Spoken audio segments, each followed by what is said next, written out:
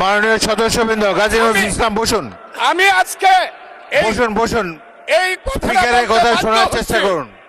এই কথা মাননীয় সদস্যবৃন্দ, একটা কথা আপনারা মনোযোগ দিয়ে শুনেন। সংসদে প্রত্যেক সদস্যের ফজলুর রহমান একটু ওয়েট করেন। মাননীয় সদস্য ফজলুর রহমান ওয়েট করেন। Hold on for a second, একটু অপেক্ষা করুন।